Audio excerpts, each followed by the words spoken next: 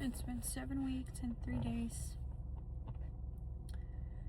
since my long-term relationship has ended, and it wasn't mutual. I am gonna say that. I just got home. I was at the gym and doing some groceries, and being in solitude will have you thinking about everything that you don't have healed within yourself, I want to say. And it didn't even have to do anything with the other person. It's just things that are so deep within you, like patterns from your family, the way they treated you, how it forms how you allow people to treat you nowadays. And I noticed that the person I was with was a lot like my father. And I would wonder, like, it's just a funny thing how if you come from like an abusive household, you end up with somebody that's just like that too. It's just, I don't know how it happens. I didn't know this person was like that either. And for example, my father, he's not a person that knows how to control his emotions, right? The only emotion I will mostly see from him is anger. Same with my ex. Only emotion I would see out of him if it was anger. Like, he would get stressed out, anger, and just lack of patience. And I was just always like kind of like in a crunch. Kind of like, I felt like this. Like I couldn't, I was afraid of speaking for myself. I was afraid of his reactions. I was afraid of having uncomfortable conversations. I was afraid of him not liking what I had to say, my reactions, or just being like, I would be vulnerable with them, like when it came down to like crying or like, their arguments and stuff like that. And it would just be more so like, if you're gonna cry, go downstairs and do it. I don't want to see you cry because it makes me more angry at you. And I would just cry on my pillow so he wouldn't listen, so he couldn't hear me. And I would just cry myself to sleep on the other side of the room.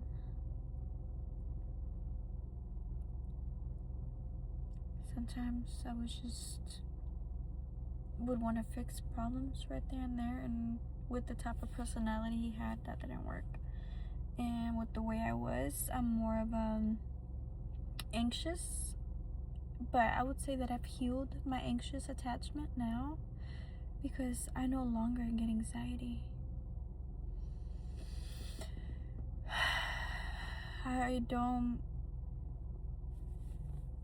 I feel pretty secure in myself now, although I believe relationships could bring that out of you if it's not healed, and I don't think I had that healed within myself, and I've worked on it this time, and I believe that I'm a secure person, and I'm confident in myself. I'm confident in who I am and my value. But when I was in this relationship, I didn't feel like my value was enough. I didn't feel like I was enough. I always had to prove myself, and no matter what, I wasn't the material that this person was looking for, right? Or like, you're not wifey material because you're not being one. In order to be a wife, you have to act like a wife. And my response would be like, how can I be that if I don't have the title of it? And I was the only one speaking about marriage, right? And when you're the only one thinking about it or like yearning for it from that person, and they don't see that with you, and they tell you that they would never marry you, it's kind of like, what am I doing here? Like, what are we doing then? If or if if I would complain about like the way I was being mistreated, it would be like, well, if you don't like it, then leave, right? And I would just take it, you know, because I couldn't see myself leaving for nothing in the world. I couldn't. I was so clinging onto the person that was treating me, I wouldn't say the worst, but I would just say like emotionally we would clash, right? We were an extremely good duo when it came to like the way that we worked with each other and how it came down to living with each other. But I do think I was clingy when it came down to him having his time, due to because I didn't feel secure in my relationship. I didn't feel valued. I didn't feel secure. I wouldn't feel appreciated. I didn't feel loved. I didn't feel loved.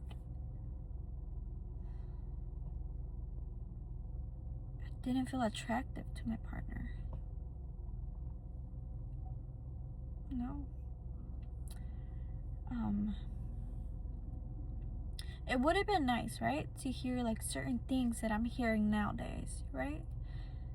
And not necessarily from like other people at all. That's not what I'm saying. I'm more so saying like from the person I was with, my ex, right?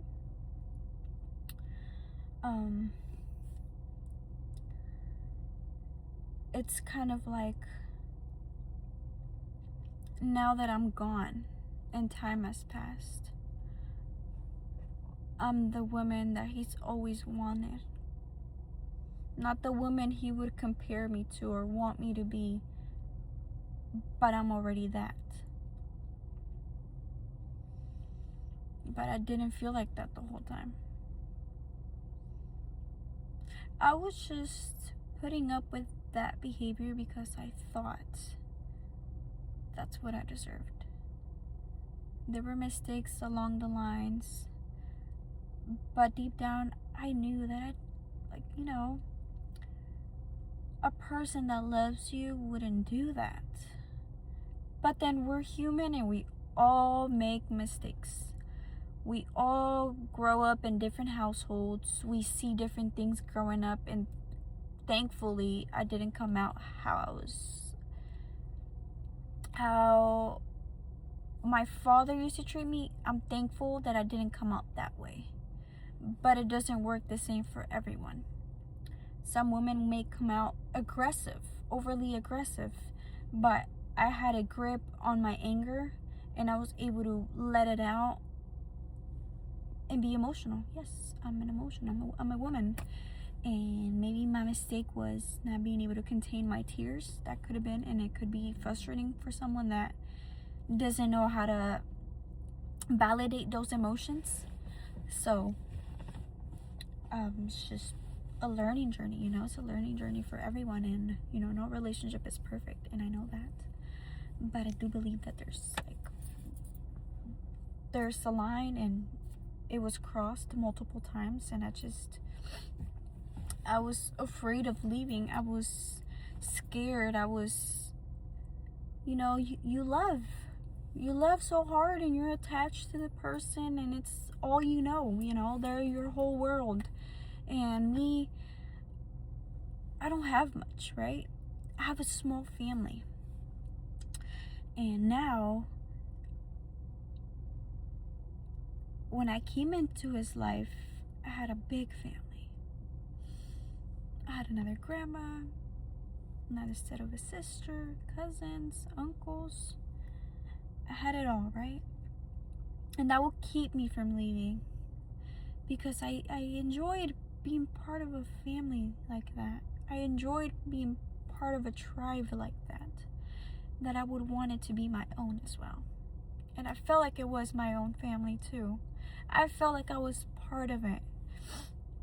And that's so hard even till today. Like, you come home, you're used to a routine, you're used to seeing the person every day, sleeping with them, even down to eating dinner, showering, talking about your day, and getting to laugh with them. And I think that's it's very hard. Because you do think about the good moments, but then you also think about the moments where they hurt you. The moments where they didn't want you there. The moments where the fights happen and you gotta worry about where you're gonna sleep. You gotta worry about where you're gonna go. You gotta worry about where your stuff is. Like, where's it gonna go? And I found myself begging. Because we had a couple breaks, you know, but I would find myself begging for this person to love me. I would find myself begging for this person to treat me away. And I tried to do things for the person, for him to see me.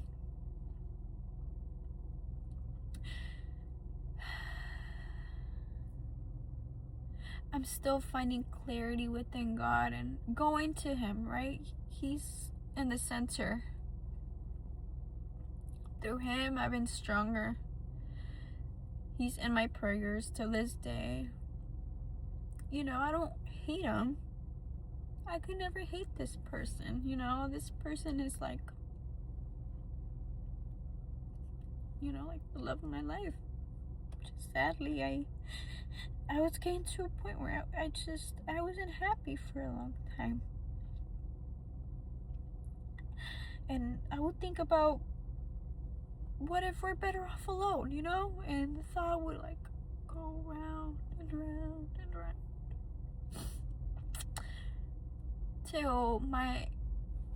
Till I started showing it, till my energy started to communicate that. And since when you're with someone for so long, you guys have a soul tie.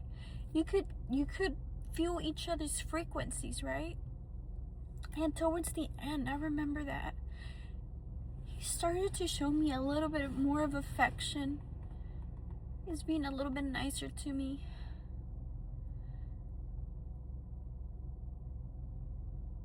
But then along the lines, I wasn't sure if it was because of what he would say to me and how it'd make me feel, that he felt like he had to compensate for that. Or if it was because he felt me drifting away. I pray to God every day to heal my heart and heal my wounds, and I forgive, but I'm still working on forgetting because it still hurts. It hurts so bad. And part of me is scared. I'm afraid. I'm afraid to open up my heart again. That's why I'm focusing on myself. I have a good couple friends. I have my family. Most importantly, I have God. He's giving me the strength to be where I am today. And I know I'm young, but even though I'm away from this person, I still feel them. You know, like I still want to know how they're doing. I still want to know about their day. I'd be happy whenever I receive flowers or stuff like that, right? I just wanted to have that when I was in the relationship. Not once I'm gone.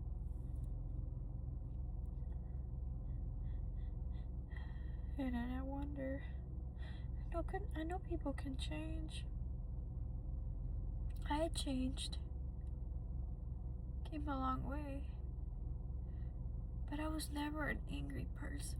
My anger wasn't bad. I've always had this character. I've always been patient. I've always been kind. I just sharpened myself. Like, I developed better qualities, yes. Better mindset, better set of values, boundaries. I have good self-control. I have good self-control over my mind, over my thoughts. But where I failed at is when it comes to overthinking my future, overthinking who my heart wants, but my mind tells me it's not okay. So it's been a long journey. It's felt like it's been forever. It's felt like a year. Well, I need to wrap it up. It's a long video, but I'm starting to feel a little bit better. Amount of times I've cried myself to sleep. I can't sleep because I'm just thinking like, what's going on? Why do I feel this? Like, you have your nights where you have anxiety as well. Like you just want to reach out to them. But then how can you think about what it is that you want when you're constantly like keeping up with each other, right? And you don't really feel that absence because they're still there. Because I'm still there.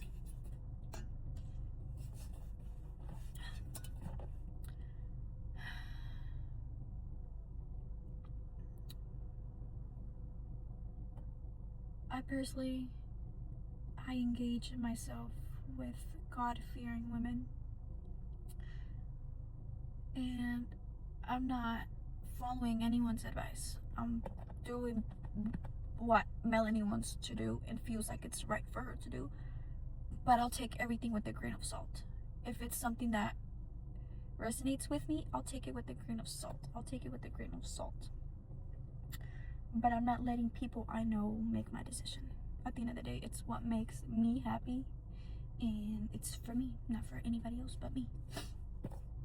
So all I could do is keep working on myself, and you know what they say, if it's meant to be, it'll be.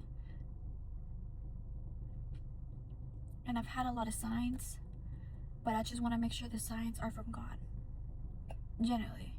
So all I could keep doing is studying my study Bible, keep going to church, keep listening to my podcasts,